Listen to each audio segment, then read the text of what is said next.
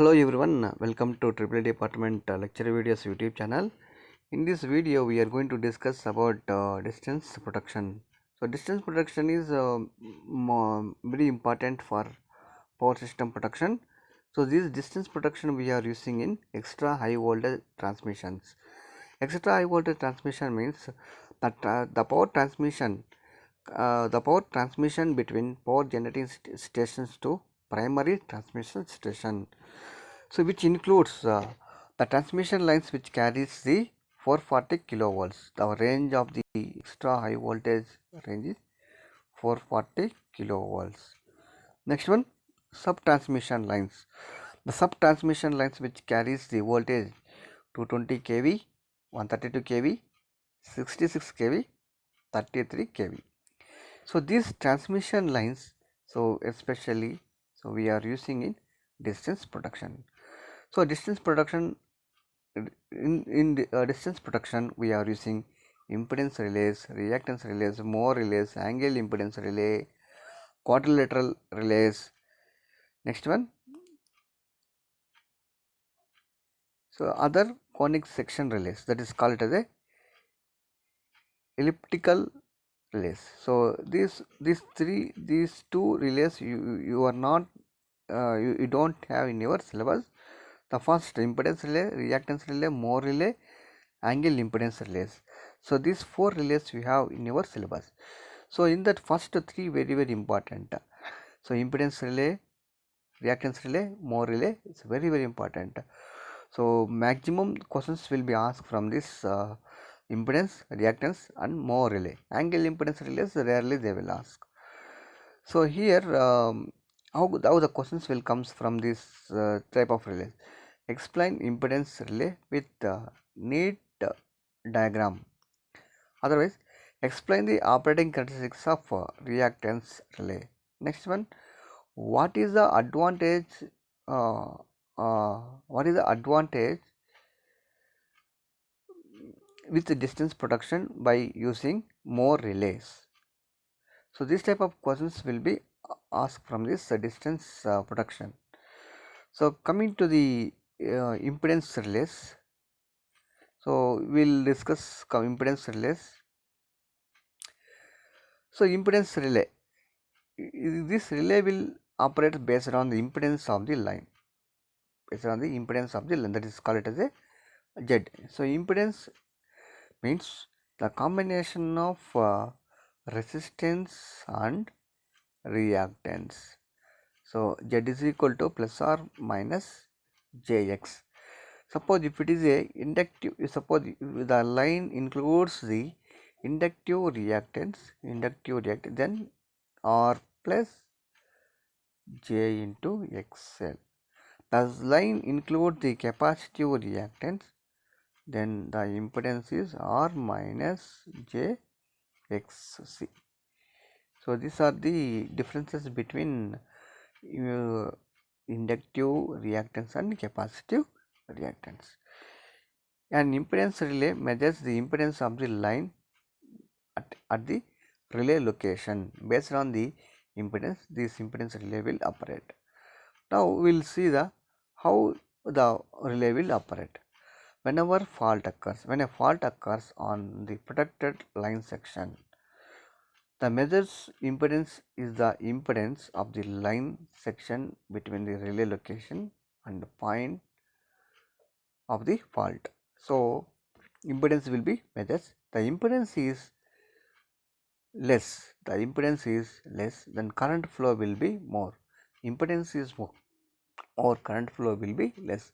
So when the fault occurs, automatically the impedance of the relay, the impedance will be reduced, then current will be more, then automatically the relay will operate. So now we will see how this fault and how the relay will trips. So now operating characteristics of the relay. See here, so relay depends on current and voltage. So that's what here I and V we have taken in torque equation.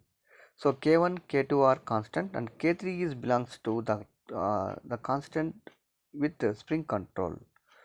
So neglecting the effect of the spring use, so which is very small, the torque equation can be written as T is equal to K1 I square minus K2 V square. So here we are neglecting the spring constant. That's what we are not taking K3 in torque equation. So by simplifying, so for the operation of the relay, the following condition should be satisfied. So K1 I square more than the K2 V square. So current value will be more than the voltage value. That's what V square by I square is less than K1 by K2 you will get. Finally, Z is less than K. The impedance of the transmission line should be less. The current flow is more. The impedance of the transmission line will be less than relay will be operated.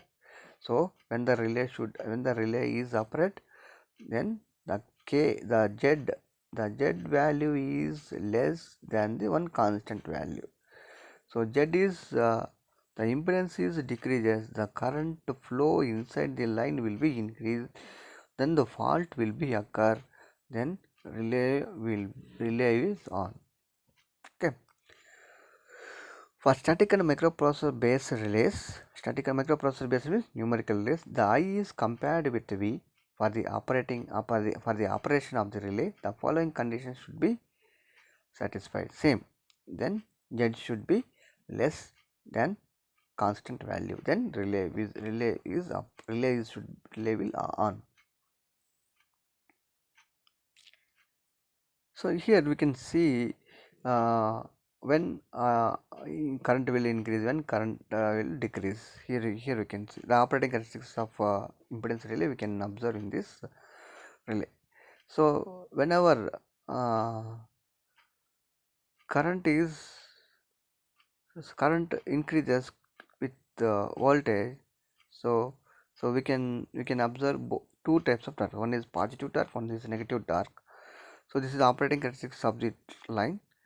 So here above the line, so the relay will generate the positive torque, and up below the line the relay will generate the negative torque. So here voltage is increases, the current value is not increasing, so then it is